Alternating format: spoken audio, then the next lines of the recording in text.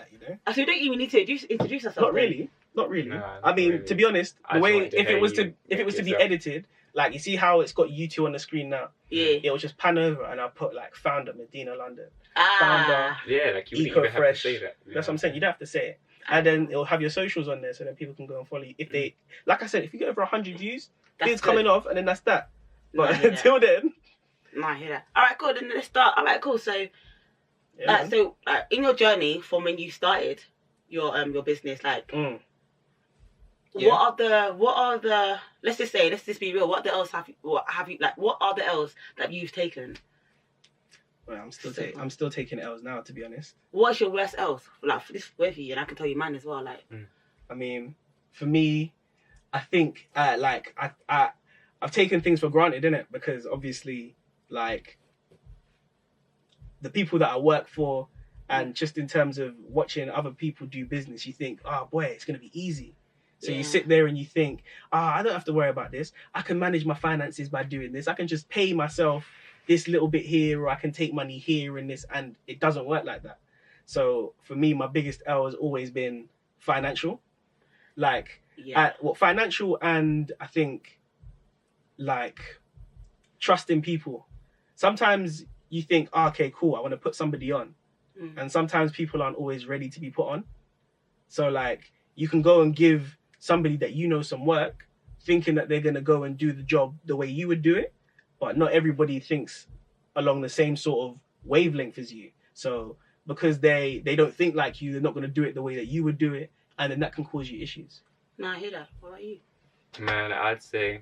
We talk about from the beginning. Because you've had another business before this. Yeah, exactly. I mean, I was going to take it right back to the core. I mean, my biggest L, I would say, is, right, for those of you who don't know, you know, before I got into what I'm doing now, I was doing fashion, and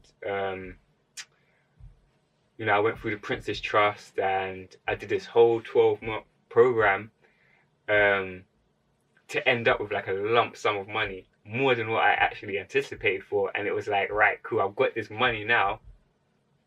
What do I do with it? Like, I had my mentor there and everything, but it wasn't like how I would thought. Like, you had free reign of this money, basically. You didn't have no one really in your ear directly telling you, no, don't do this and don't do that. So, yeah, and I mean, how old was I at the time? I was like 19, 20. So that's young. And to have, like, that kind of money, it's daunting because you don't see that kind of money in that lump before in your life. And I feel like I completely misspent that money. Like, I spent way too much on things that I didn't need to spend on. For example, website. I spent $1,000 on a website. That's mad. I'm not gonna lie. And I mean, I've just got a new website made for literally a tenth of that cost. So, like, it's ridiculous. I would say that's the biggest L, because... I mean, but websites are premium, though. Like, most of these places, they will charge you, like, an arm and a leg for a website. Just in general. Like... But for what I needed back then, I feel as though... Yeah. You don't think about it. Yeah, I was thinking way too advanced with my time, and then as well, not knowing quantities to order and stuff like that. I feel like I blew through that money way too quickly. Did you make back that money, though?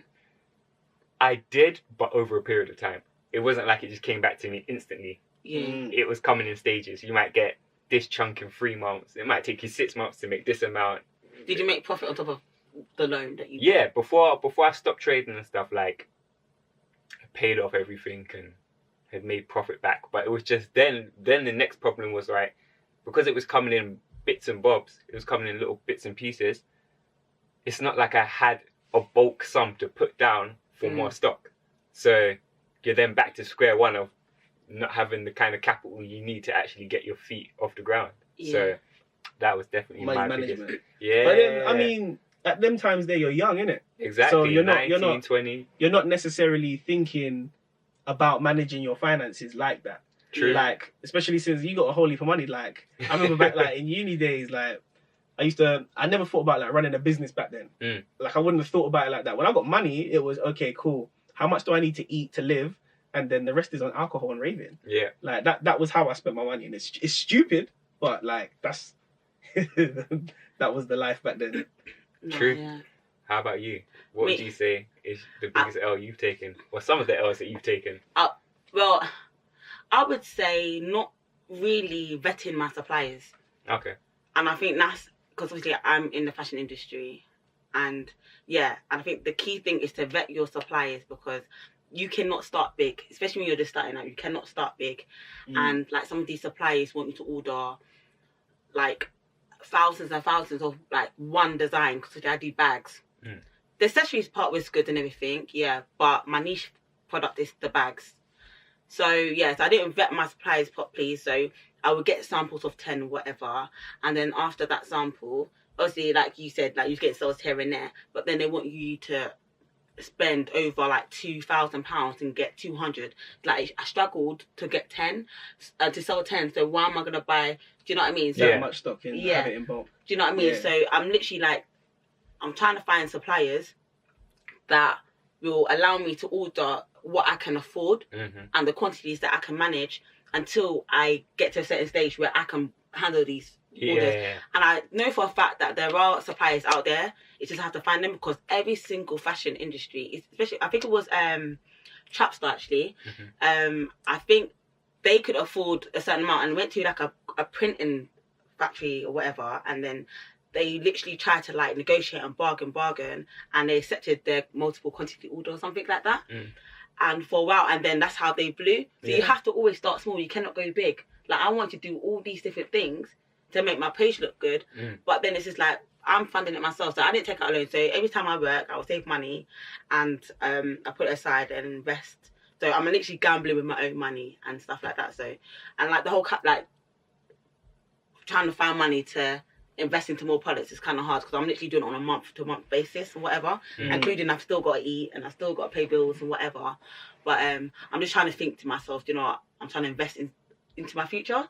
So so I think like vetting my suppliers is the biggest L, and to be honest, being a bit lazy is my biggest L as well, because I feel like I could do a lot more. Like when I hear like business stories and stuff where like they literally after work they don't sleep because they're there on their business. I don't actually put that much energy into it, and I think I 100% should, and I know I should. Do you know what I mean? So this year, obviously, it's the start of the new year, I need to make sure like if I don't do this now, I will not do it. Like, do you know what I mean? Like we have, like I know what the problem is, so I need to change it. So I feel like putting more energy into my business. Obviously, like I said, bettering my suppliers and marketing, knowing the people that who to go to market my business and stuff like that. So those are the biggest L's that I've taken, you know, like from the get-go, from when I started. So now I know, and I think before I start babbling on, but no, I get you. Like I hear the perspective. Like it's just lessons learned, though, isn't it? Really, I will never take it back. That's the thing. Like the things that I've gone through, just in terms of like, you know, you go and trust people, and you go and decide, okay, cool, me and you were gonna go do this. And then you're thinking that people are doing the thing properly, and then they're not doing the thing properly. You got to chase people. Sometimes it's like, it's all a learning curve, isn't it? Yeah. And everybody learns. Let me touch on that point I forgot about that one. Do you know, that's another L. I would say, like, investing time in the wrong individuals. Yes. That can put you back so much more than any financial situation, because sometimes you may not have a skill and you need to outsource. And definitely, a lot of people don't have the same drive you have. Do you know why? Because it's not they're not doing it for their business. That's why it's really not their hard. livelihood. It's not some, like, to be fair, they can, at the end of the day, they can go and get another job somewhere else. That maybe fits more in line with what they're after. Whereas for you, this is your bread. Exactly. And I think most people only suffer that problem when they're at the beginning. Do you know, like stages? Because, like, for instance, like all these big, let's just say fashion in it, all these big brands or whatever, they can hire people and they know they do the job, whatever. But because you're quite small and then you got to outsource, it's like you're one person. On these people. Yeah, and you're quite and these are the only people that do you know what I mean? Like it's hard for me to explain, but Yeah, no, because you're smaller. Because come on, obviously, if you're talking about someone like Gucci, just the fact that you're working for Gucci alone, exactly, and because they're bigger beneficial. fans, Yeah, exactly. they're beneficial. Whereas for you, like just the startup, you're just like me, kind of thing. Yeah, exactly. So people don't view it as such a big thing. So you definitely have to choose the right people. Yeah, you got to have people that invest in the vision. Mm-hmm. Yeah, I don't even think that's always just employees. Sometimes as well, that's people around you. Yeah, like your friends, the people that you associate with on a day-to-day basis. You just have to have people that invest in your vision and want to see you do well. Mm. Like, I think there's a lot of enemies of progress out there. Where? I'm not here trying to there's no shots, cause yeah. But there's enemies of progress out there. People say they want you to do well, but like, how many people are willing to offer you advice? Exactly. Sit there. Well, I mean, to be fair, it's their prerogative. They don't necessarily have to do that. But you know, but it's even always asking, how's your business going? Yeah, I think that's the key.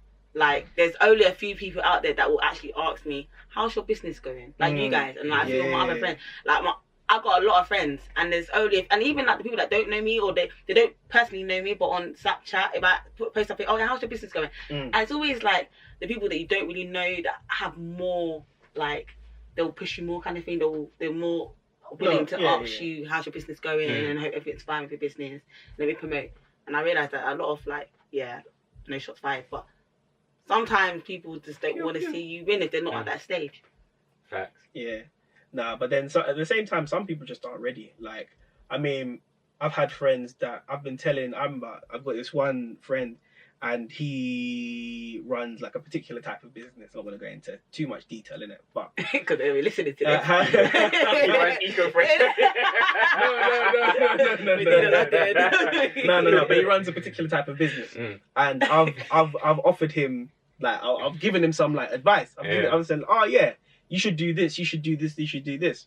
And sometimes he's been like, yeah, sure, that sounds good. I'll do that in like a year's time. Year's time? Obviously, if he doesn't feel like he's ready to do that then and there, that's calm. But then there's been other times I've suggested things to him, or he's come to me and told me he's doing this, and I've been like, wait, that's good. I'm happy for you, but are you sure like you've properly looked this through? Yeah. Like, the worst thing that can happen is if you, like, somebody tells you, look, you do that, you're going to spend some money, or you're going to lose money. Like, you got to be careful. Like, I don't want people to lose money, especially, like, when they're starting up. Yeah. Like, it's the worst thing, because I've lost money. But, you know? I've been forced. Like, I've paid people, and I've not been happy with jobs that people have done. Like, I've done, what is it? I paid, like, similar to you said you paid $1,000 for a website. Yeah. I refused. I refused to pay $1,000 for a website. But me like, as well, I'm not gonna lie. But in terms of the stuff that I have paid for, I've paid for stuff and I've just been like, well, I'm not very happy with this. Or I've invested time with things and like I wasn't very happy with it. And sometimes it's a case of you kind of need to learn yourself or stop, think, okay, maybe this is something that I can maybe do myself. Maybe I have to sit back or maybe put a hold on that and think, you know what, maybe I should research up on this a little bit more and then go about it a different way. Like, that's just the way sometimes, I think. No, I hear that. But so, yeah. All right, so let's just say, so if you had to give someone an advice for, like, someone that has a business idea, doesn't know where to start or whatever, what would your advice be? Research into that key market, what they research and literally sit there and it sounds easy, but you know what, it's so not easy.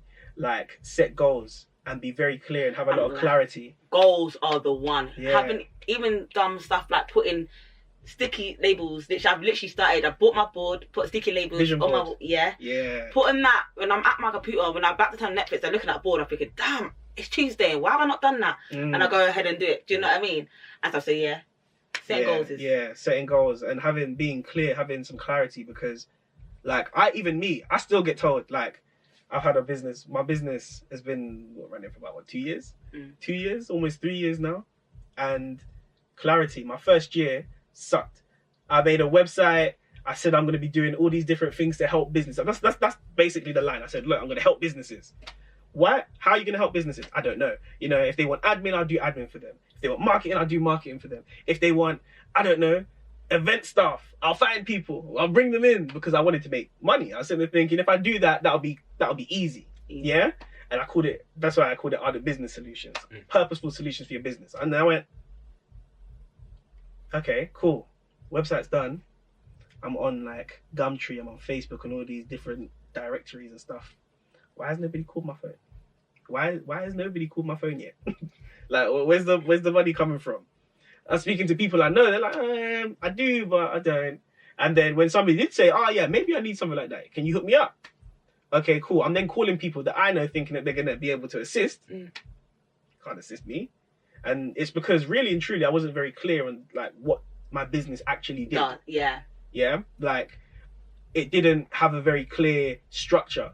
Like, I just said I'm going to help everybody and do everything. And that doesn't work because you're doing too many things.